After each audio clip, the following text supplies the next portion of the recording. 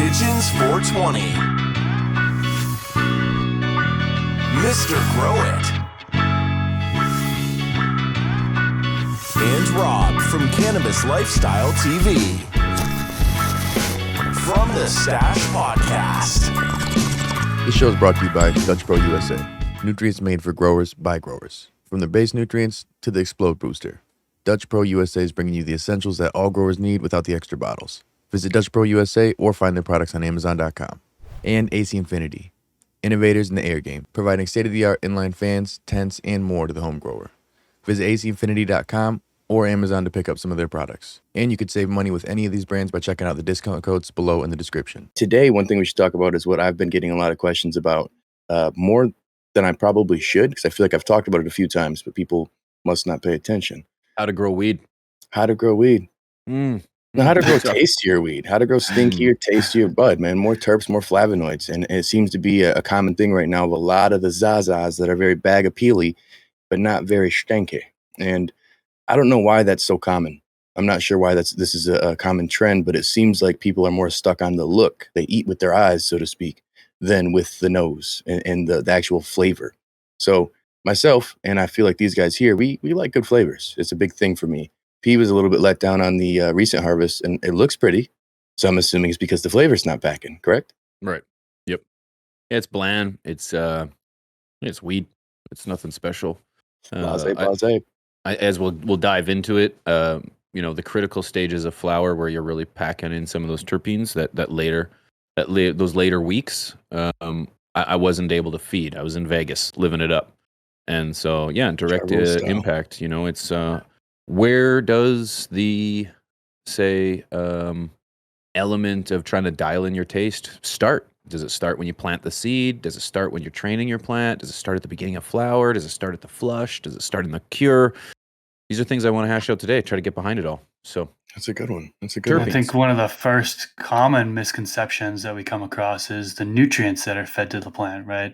It's often said that organic fertilizers are going to provide a better terpene profile than synthetic fertilizers. I think we've discussed this on a episode before. Just finished a episode with Dr. Bruce Bugby, and I asked him this. Oh, shit. Did you really? Yeah. I asked him if organic fertilizers lead to a better terpene profile. And he says there's no data to suggest that. So as of right now, there's nothing. He had also emphasized that organic amendments are going to break down to the same exact molecules that the plant uptakes, that synthetic molecules are putting in there. So they're going down to the same exact form before the plant is being uptaked. So he says it doesn't make sense for organic fertilizers to have a better terpene profile than synthetics because it's the same molecules being uptaken. So I thought that was interesting.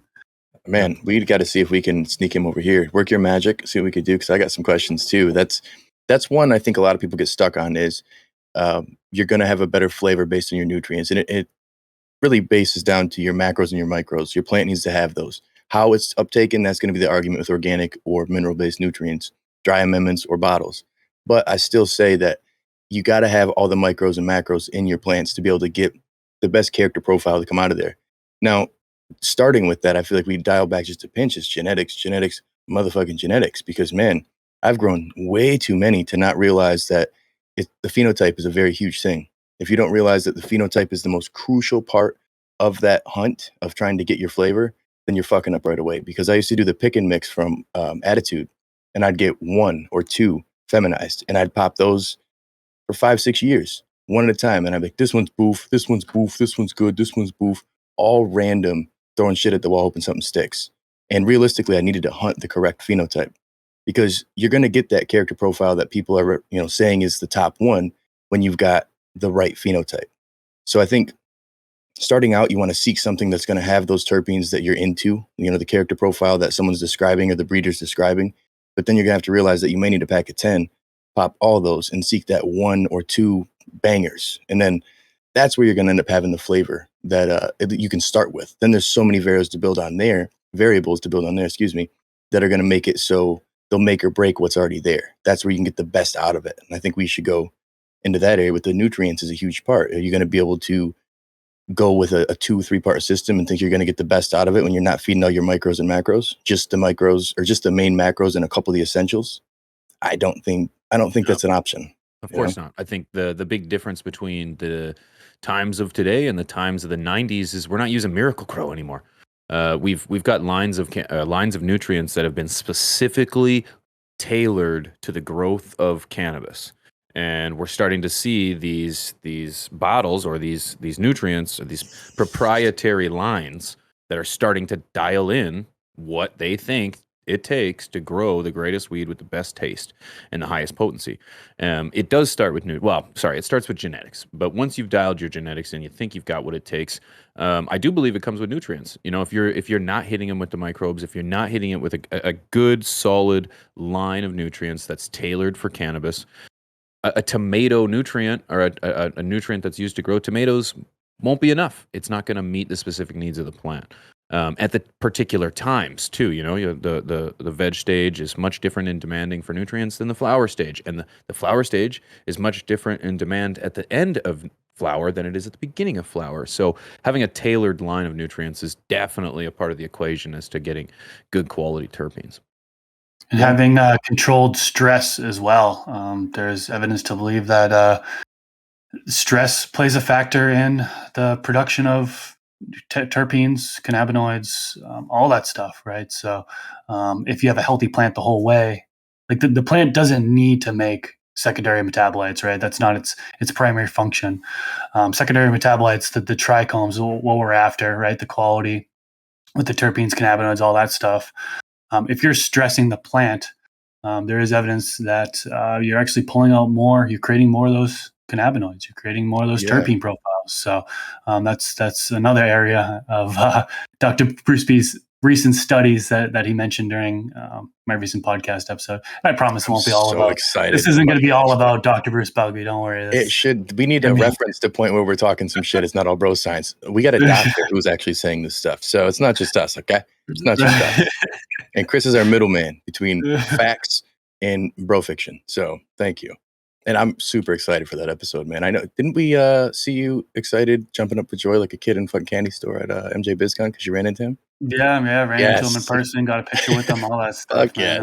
It was awesome, man. He's a legend, you know. He's definitely a huge contributor to this industry for the past 40 years. I mean, he works with NASA, you know, talking about NASA funds him to grow plants. Space age pimp shit right there. I love Anyways, back on topic. Sorry. Back on topic. So with the flavors, you know, we were talking about how the stress does play a factor into it. And that's a lot of what the broticulture side of the old school hippies that of my family that I've known is they say rough your plants up a little bit, beat them up a little bit, and they're going to react. They like it more. You know what I'm saying? They're going to be thicker, hardier, more trichomes. For them, it was more sugar. Going to throw more sugar on it, be sticky and dank. And it's true a lot of times is what it's going to do is a natural defense mechanism for these plants to basically shoot out some of these different cannabinoids to help protect it from different things, even pests. Like even if you're dealing with a light mite infestation, there's not really a light mite infestation, but a mite infestation, you'll notice potentially even your trichomes and terpenes increasing. While your yield is down more, it's a defense mechanism for the plant itself. The trichomes are going to try to protect the flower itself. So it's interesting to see some of the results from stress. And it's usually induced stress that you're trying to make happen, not shit that's just random. But there's things that do come up that can make it a little bit more funky, you know?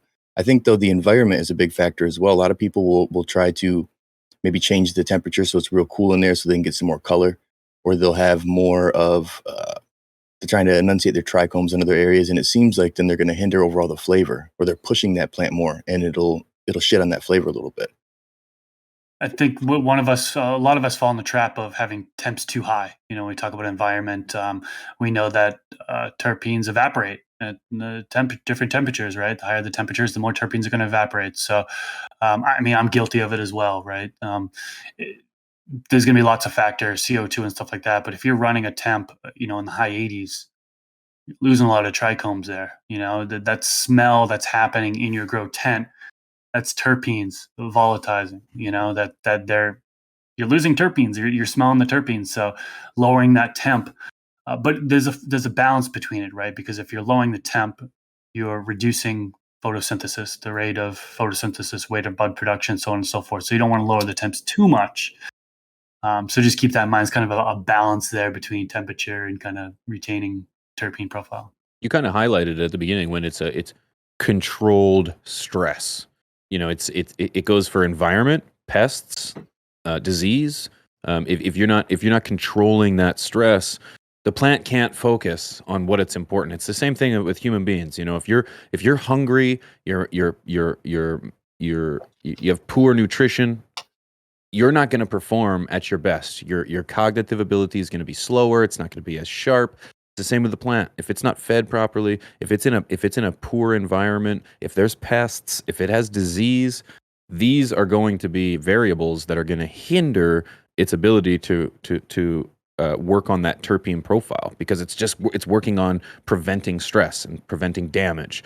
You don't want that. You want that. It's got to be a controlled level of stress, and as you said, through the training, light depth. There's a few different. Now we did kind of discuss lightly last week whether or not light depth was productive to the advancement of the terpenes and the cannabinoids. Sorry, I had to break that down into more syllables. But whether or not that's true, I guess that can be seen. A lot of people are saying that 48 hours of darkness before harvest, right? Yeah, Chris, we touched on this. I mean, that's another thing. I mean, that we discussed in the video with Dr. Bruce Bugbee. I mean, I'm going to be called an ass kisser after this one. But, bring the facts, baby. Bring the facts. But this is the difference, though. This is the bro science meeting the grow science, and that for so many moons, and like you're talking, not to throw any names, but we've got some of the biggest growers in our community that still practice light depth. So deprivation, sorry. So or let me rephrase. They practice darkness that before harvest. Yeah, the darkness before, not light depth. The darkness before harvest, whether it's the 42, 72, 12 day, I don't fucking know. But it's like there's a lot of great growers out there that are still practicing that. So oh yeah. There's a lot of shit's done though with no reason why. People just do it. You know what I'm saying? It's kind of like in sports, how your corner will smack you, like in boxing and stuff. They'll slap you on your way out. It's like, does that really get you ready to get your head shook around a little bit before? Okay, yeah, but we do it. We've done it our whole fucking career. 20 years in the fight game. Let's keep slapping this fucker before he gets slapped in the face. Like, people do things a lot of times without a rhyme or reason, and I think that's another one. And old habits die hard. Bruce B, can we drop some knowledge there, Chris? What did he say about that? If you don't mind leaking a little bit before the episode. Well, it's tough because there's things that I say, things that you guys say that unfortunately are wrong, and we stand corrected at times. One thing that I've heard in the past, and I think it's spread very widely, is that terpenes are produced during lights off. He says that's false. He says it's during lights on is when the terpenes are. That's when the photosynthesis happen and the plants are actually producing the terpenes, the trichomes, cannabinoids, all that stuff is being done during lights on. So there's no reason to believe that the lights off period, according to him, does any benefit. No shit. Yeah. Well, here you go. I'll play devil's advocate. I'll play devil's advocate. It's if he's only looking at the cannabinoid production during the lights on and off. Are we measuring? Are we just using that that philosophy to apply to the idea that terpenes are not right? Yes. Yeah. There's no evidence. There's no studies being done, but so that's just going by science of what actually happens during lights on. He's like aliens aren't real. Same argument. I'm just saying. Like, so then it makes sense though that it could still be up in the air, whether or not there is any conclusive evidence that shows that during that darkness before harvest, there is a proliferation of terpene production, of cannabinoid production. The only, in particular, THC production too, because this is what they say is it becomes more potent. Yeah, well, I was going to say the only study that I've seen shows actually degrading THC at a certain point. It wasn't really a study. It was just another content creator who actually tested some of his flower. That one was, I think, 24 hours dark, 48 and 72. And he saw an increase in certain terpenes at 48, and he saw a decrease in THC and some terpenes at 72. So there was, but that control is not that controlled, so it's really tough to see. I'd rather have Dr. B come drop some knowledge on that. And this is where legalization sweeping the nation is going to make it a lot easier for us to have exact science where there's no hearsay on this person does this person does that. We know exactly what the actual information is, because here's science that goes with it. And the main thing with a lot of these things is you can do all this stuff leading up to it, and it's great. It's perfect. But at the same time, you still can struggle at the end when you dry and cure, or even step back a notch there, harvesting your plant. Now, I have fallen victim to letting my plants go too far and letting them go a little too late. So then sometimes I'll pull them a pinch early just to see my terpene difference. And I've noticed certain cultivars I have, when they're supposed to be 9-10 weekers, my trichomes are ready at 8. Or others that claim to be 8 weekers, they're ready at 10. But then it seems like my terpenes kind of vary in those as well. So Headbanger is a prime example. I'll pull that at 8 weeks and it tastes so much better to me, but it looks better and yields a little more if I let it go 10. It's a fine balance. And for me, a higher terpene is going to be a better buzz overall. It could be total just in my head, most likely the case, but I also think my endocannabinoid system latches on to certain cannabinoids, and flavor is a big thing for me. Terpenes are huge. So how somebody harvests their plant is going to be a big thing. If you do it too early or too late or just right on time, you want to make sure that you're dialing that in perfectly. And do you dry your plant out before, like you ever seen that, people drying it on the plant, like just starving the plant, and then it dries, the bud will dry on the plant. Yeah, I've been seeing this trend lately more and more and more. People are like, nope, that whole room now I haven't watered in 12 days. It's just bone dry and the bud is like kind of crunchy. And I'm like, whoa, what the fuck? But the terps aren't as much there. I noticed the terps are always a little bit lacking. The bud's dry and it's good and it's ready to go in a jar, but it's like now he's got to cure for 2 months. As where when I just take the plant, cut it upside down, or cut it in half from the bottom and hang it upside down, I feel like I get more like funk out of it. Always. Whole plant is slow dry. I do believe that the harvest begins at the tail end of your flowering period. That's kind of how I've kind of I still leach / flush, and that's when I believe that your harvest starts. Grow science, bro science. I do think that the less chlorophyll in your buds is going to lead to a better taste, a smoother taste, and I believe that chlorophyll minimizing, or the removing of the chlorophyll is done at the beginning of the flush / leach to the moment you put them in the jar, and that's after that. That's a different process, and curing it is that final stage of being able to pull out that remaining potential that plant has. I believe if you don't properly cure, there's estimates out there that with a good proper cure, you can pull out that remaining 10%, per se of say potency or trichome production / development.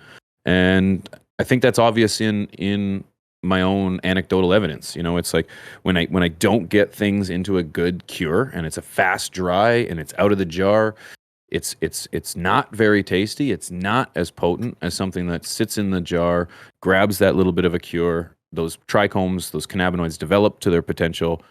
That's when I've got the best tasting weed.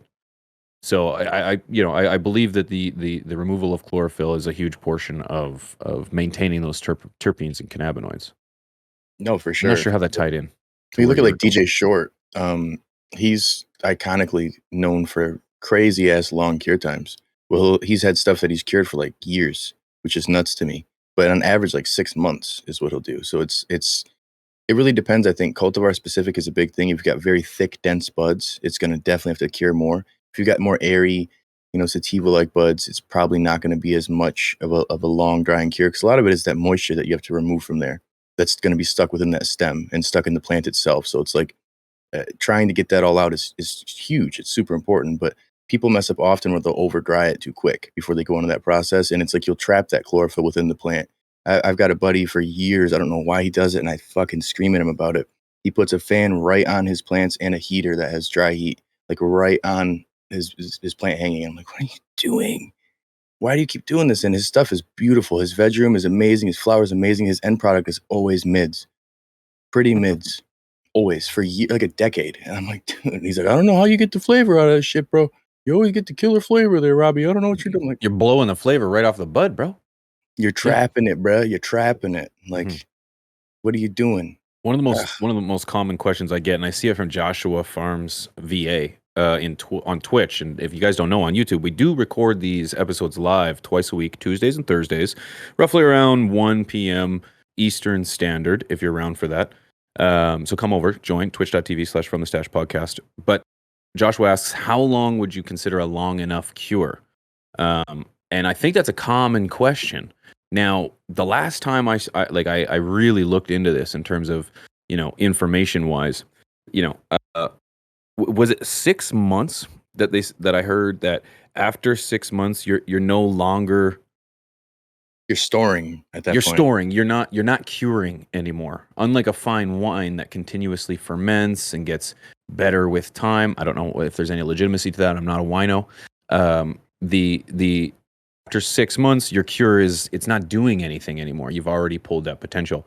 Personally, to answer your question, Joshua, if you're just harvesting, I have this rule of thumb that it's got to be a minimum of 2 weeks.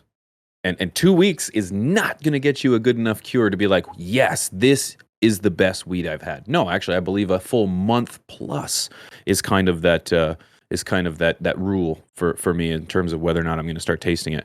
But for you guys, Chris, what would be your ideal cure time? Well, I believe that different cultivars are going to take different time in order to cure. Now, kind of going back to the whole drying, curing, and storing. In the grand scheme of things, the most important thing I would say is the temperature. And we've already kind of talked about it, right? If you're drying, a lot of people say it's ideal to be under 70 degrees Fahrenheit. When you are drying and curing, a lot of people aim for 60 degrees Fahrenheit because they don't want to lose those terpenes, right? You're trying to preserve those terpenes during drying, curing, and storage. So that even goes into curing, right? When you're curing, your temperature should be under 70 degrees Fahrenheit. Ideal state, a lot of people say, is 60 degrees Fahrenheit. When you are storing, same thing. I mean, the temperature, it's got to, stay under 70 if possible. Higher the temperature in any of those stages, the more terpenes you're going to lose. I actually have a wine fridge on the way, and I'm going to be storing all mine perfectly because summertime here, it gets like 80 degrees in my house and stuff, and I'm just losing terpenes. I know. Say it feels like 100-some degrees. What are you talking about? Yeah. Well, inside Yeah. my house where I'm storing in darkness, blah blah blah. It can be in the 80s, and I'm losing some flavor with that. You know what I mean? So if I have a wine fridge, perfect at 58 or 60 degrees, whatever. I know there's some debate behind exactly what the best storing temperature is, but that's the way to preserve it. No, I think that's perfect too. And it's just like I was seeing over here on Twitch, 109 Garden saying it's nice and slow. You want to take it nice and slow like Ursher, baby. Because if you don't, I'm telling you, that plant is going to, all the work, everything you did, doesn't matter how good the genetics are, how you trained it, how you grew it, how long you grew it, the environmental conditions and the flowering, when you pulled it, that curing process is so important. It's crazy, man. I've smoked way too much stuff that tastes like lettuce, and it's not good, And the problem is you get to that point, you can't go back. Once that chlorophyll is trapped in there, it's planty garbage. It's going to become hay-like at a certain point. And it's just, that sucks, man. And when you open up your jars, right? If you open up your jars and like, oh, that stinks. Look at that whiff of stuff. Well, those are all the terpenes you just lost. Right? Yeah. Say goodbye. Say goodbye to your terpenes. Say goodbye. Yeah. Now, you didn't answer the question, Christopher. How long is the cure? I said it depends on genetics, right? Isn't that so sufficient enough? ballpark? I'm going to say ballpark. Chris, Up probably to 6 what? months. Oh, okay. Yeah, I was going to say 6 I weeks. personally, I personally will let it dry. 1 to 2 weeks for dry. Typically, I'm 7 to 10 days, and then after that, 2 weeks into cure is the earliest time I'll ever consume. But for the most part, I'm waiting 30 days before I consume, and then I don't really taste what we all believe is chlorophyll. You can still kind of taste that chlorophyll when you're, once you're dry and you smoke right away, you're still tasting something. A lot of people say it's chlorophyll. That taste is usually gone like at the 30-day mark, so 4 to 6 weeks, roughly. But I feel like it gets better and better up to like the 6 months mark, and then it kind of degrades from there. But that's just my take on things. Yeah, Yeah. I'm pretty similar on that. Supply really dictates the length of storage. Those I've I'll always go said. buy a QP in a heartbeat. That's what I've said. Yeah. Though it takes weed to grow weed. That's when I have a how to grow weed video, and literally step like 3 is you need to grow weed, or you need to have weed to grow weed, because if you don't, you're gonna snip off a bud every time you get hungry, and next thing you know, you've got a fridge with no food in it. So ideally too, one of the most common questions I get is, my weed smells like hay. What did I do? Chances are it dried way too fast, and it was a poor flush. That's what my experience is. I've never had really hay weed before, but through my travels, if you have a poor harvest and a fast dry, you've evaporate. You're literally sitting with grass weed in your jar. It's got no more cannabinoid profiles. It doesn't have anything. It evaporated. As you open those jars, it's gone. So it's just an improper cure, improper dry. And that's why we kind of stress that those last few weeks, those last couple months, that they are the most important, because you can fail at any point before harvest, and it's whoops. You didn't lose the bud, you didn't lose the weed, you just lost the potential of. But when you get to curing and drying, you're looking at all that weed, and if you over dry it, it's gone, it's done, it's no good anymore. You bunked it. So it's it is the most important process. Now, I don't know if you there's misspoke with the flushing part. I think you meant drying, poor drying, because you said poor flushing, and drying. didn't touch on Oh, water no, again after poor that. drying. Sorry, Yeah. poor drying, poor cure. Yeah. Okay. Fast dry, poor Or cure. pulled That's too what I'm trying to early say. is another too early, too late. I'm telling you, it's a big one, man. Like, I've had my headbanger in particular that just trying it out, that I've pulled too late, and it looked the best it's ever had. It had a purplish hue. Trichomes were great. Flavor was super minimal. It's like, fuck. Like, what the fuck, man? Everything else, every other variable was spot on other than that. And headbanger is the one that I can say I've had controlled experiments with. I know from this or from this because it's my smoke. It's my favorite one. And I see the difference in dialing in that time, drying it the right amount of time, jarring it perfectly, making sure you're not doing anything off in that last part. That's the most important part, is the harvesting. Yield is not a conversation there. It's the quality is where we're at, because it's like you can ruin the best bud in your fucking garden just by pulling it not at the right time, getting a shitty dry, and then the bad cure. Can't do that. Yeah, and in my experience, the hay smell, I've gotten on 3 different occasions. Too fast of a dry, just like Pigeons says, matches up. Too fast of a dry, get that hay smell. Too slow of a dry, I've actually gotten hay smell from that as well.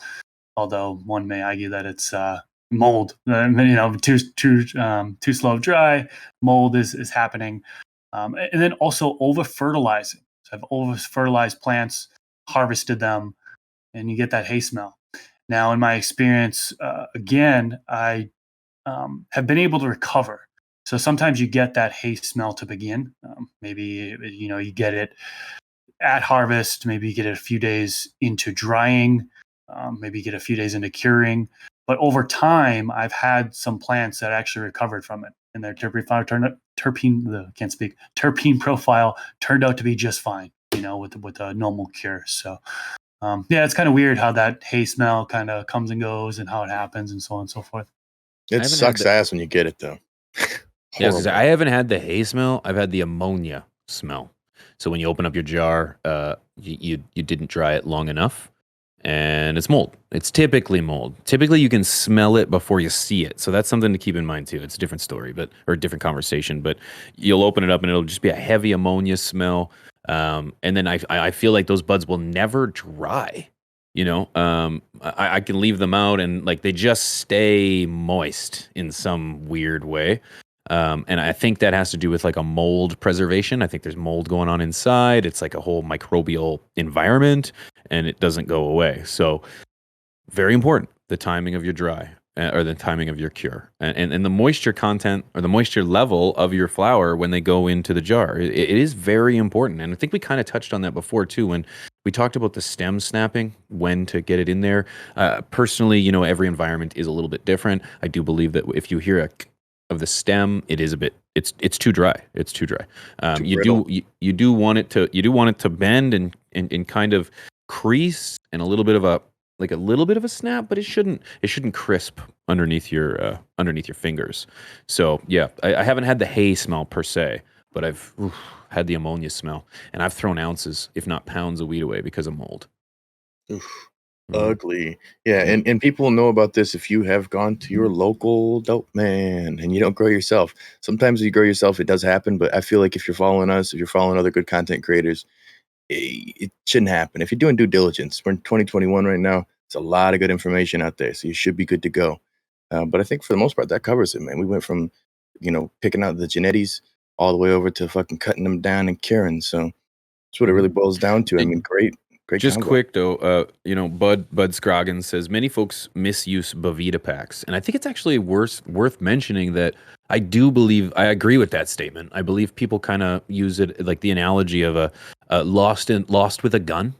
I don't know if you've ever heard of this, but statistically, somebody who gets lost with a gun is less likely to survive than somebody who gets lost without one. You become reliant on your tool. You become confident in the tool rather than confident in yourself. And I strongly believe that Bovita packs leave that false level of confidence. They give you the idea that, I'll throw a Bovita pack in there and it's just going to raise and lower the temperature to exactly that 62%. And that's not the case at all. These Bovita packs, and correct me if I'm wrong, this could be too high, but I believe those Bovita packs only correct plus minus 5%, or will you say as high as And they're 10? for storage too. They're not Right, for right, curing. right. But I'm just, you can't People use put those for wet curing? weed. Oh, they do. Oh yeah, yeah. People like not a Bovita pack per se, but I use a hydrometer. But anyways, The hydrometer. um, Yeah, you want a thermal hydrometer or something because you can see your yeah. humidity and temperature. But But a that's Bovita pack is going to give you the false conscious. It's not that you can't use them. You can use them, and you can use them quite well. They are good at what they are made for, and that's to regulate a moisture plus minus. I think it's actually only 2%, but it might be 5%, whatever. People will drop the packs in. Their jars are at like 75, 80%, and they just shut the lid, and away they go and hope that it's Bovita like pack what is for going to help it. storage though? Like, you know what I'm saying? That Right, shit's storage.